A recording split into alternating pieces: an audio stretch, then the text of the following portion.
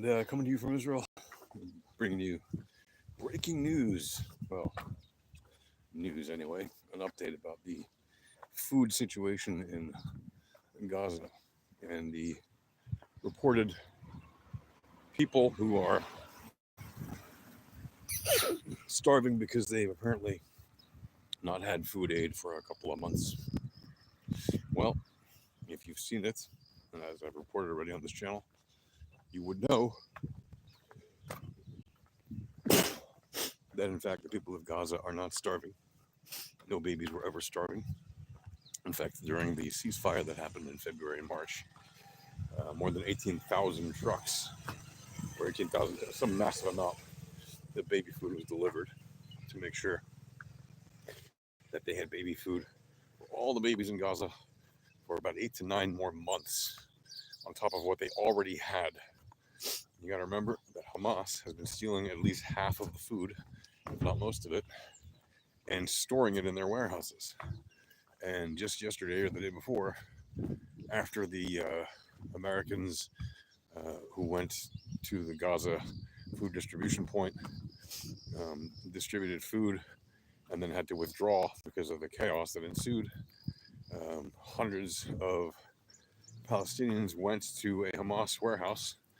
Now, officially, it's a World Food Program warehouse in the middle of Gaza, and it was stocked to the brim with food. But the reason I say it's a Hamas warehouse is because it is guarded by Hamas. They literally have armed people there protecting the food and not allowing it to be distributed.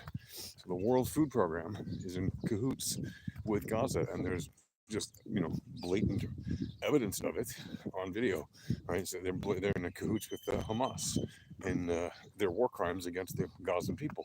Right? The World Food Program, right? Supposedly a neutral body that's there to help those who are famished. We're helping the Hamas terrorist organization not distribute the food, like steal the food and keep it stored illegally, which is a war crime. And then on top of that, they allowed them to take that food and sell it on the open market, which is another war crime. And they allowed them to price gouge the food, which was just given to the people of Gaza and meant to be distributed to them for free. Not only did they illegally steal it, store it, and sell it on the market, they price gouged, meaning they marked up the prices of the goods in many cases by 10 or 20 times. So the people of Gaza have tons and tons and tons of plenty of food for the millions of people in Gaza for many months. If you go to the actual market in Gaza, you'll see the markets are filled with food. There's no shortage of food. You go to restaurants in Gaza, and yes, there are still restaurants in Gaza. You go to ice cream parlors, you go to cafes, if you go to any place they sell food, diners or whatever, little kiosks where they have food, you'll see there is tons of food. There's no shortage of food. I mean, there are literally Instagram and TikTok videos coming out every day from Gaza right now, promoting, come to our ice cream shop and get ice cream, and there are all these lovely cakes you can buy, and there's all this lovely coffee you can buy, cafe macchiato and espresso and cappuccino and all this kind of stuff. It's all over TikTok and Instagram. And if you're not aware of that and you're saying Israel is starving the people of Gaza, you're either willfully ignorant or you just don't know. Well, now you do, right? Because it's literally all over their media, right? That they're showing off how much food they have in Gaza.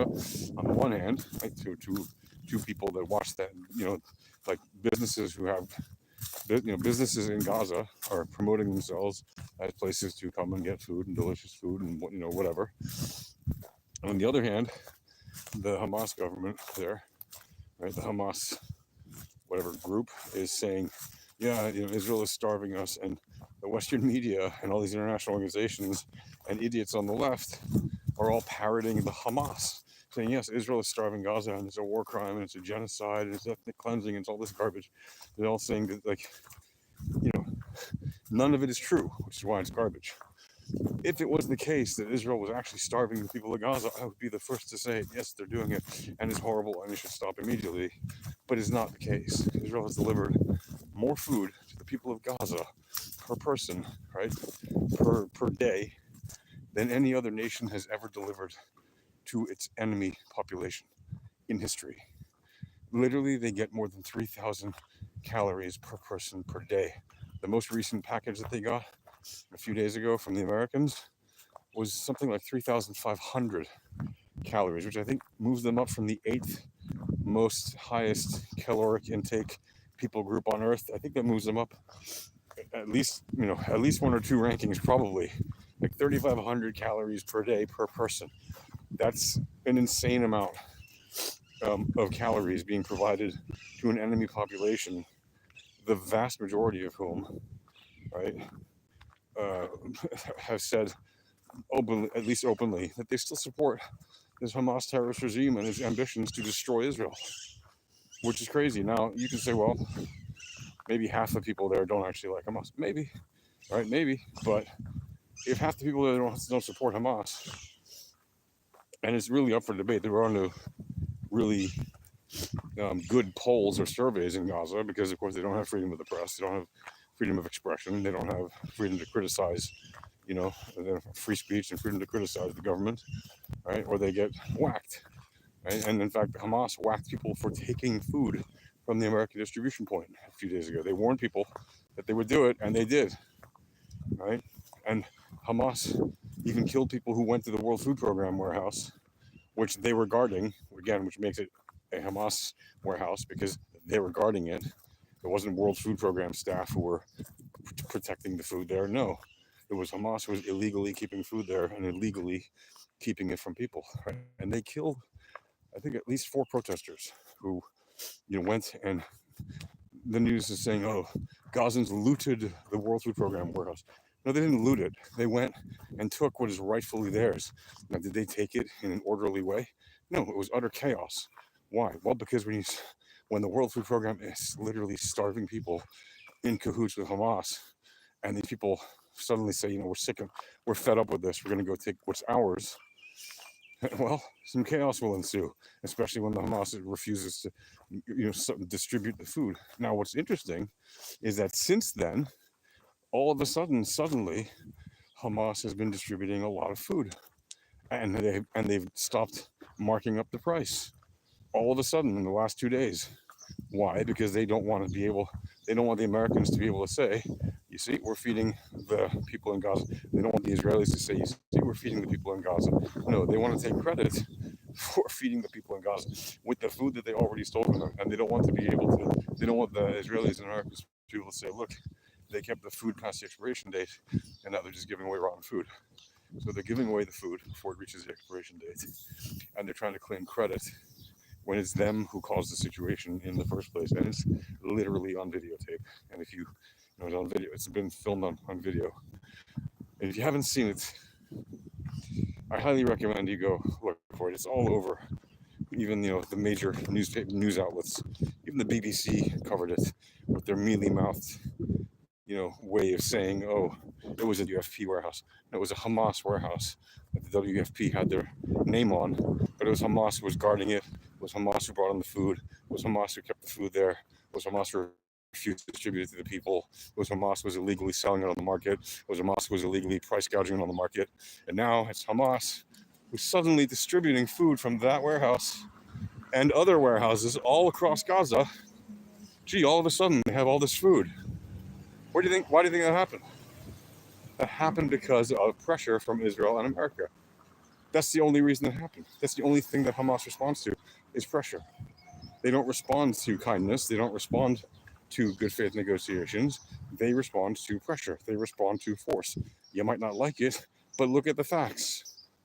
When Israel was trying to negotiate with them, hey, let's have a ceasefire and you release all the hostages.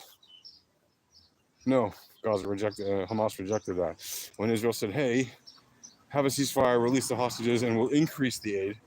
No, Hamas rejected that too. In the most recent deal, which the American envoy Witkoff said the Hamas rejected, they rejected a deal to release just 5 of the hostages during a 70-day ceasefire. They rejected that too.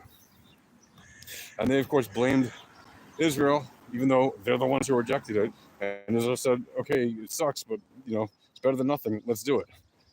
It's Hamas who rejected it. And, of course, the mainstream media just follows whatever the Hamas dictates to them. So they reported it as Israel rejected the terms of the latest ceasefire, which they did not. And Witkoff came out and said very directly, nope, it was Hamas who denied, accepting the ceasefire. Just imagine if the Jews during the Holocaust had refused a ceasefire offer from the Nazis, okay? Because that's how the Hamas wants to portray themselves. They want to portray themselves as the victims of some kind of a Holocaust, right? Well, if that's true, and if they're calling Israel the Nazis, which is insane, like behaving as the Nazis in war, if that's the case, right? Well, do you think the Jews would have said no to a ceasefire of any length of time? Oh, you're going to stop Holocaust deaths? You're going to stop unaliving millions of us? You're going to feed us more? You think they would have said no to that?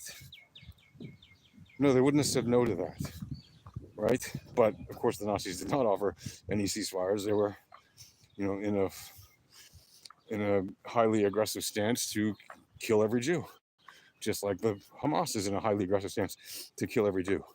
And the difference is that the Nazis had a massive military power, and the Hamas does not, but it has enough fighting power to still remain a problem and to still continue to hide, hostages in tunnels and other places around what's left of Gaza. So what is Israel supposed to do? Well, the plan at the moment is for the IDF to take over the entire Gaza Strip, and then at that point, be able to distribute food, easily, more orderly, right? By making sure that Hamas doesn't have any control over the distribution of food, and then also then for the IDF to mop up what's left of Hamas.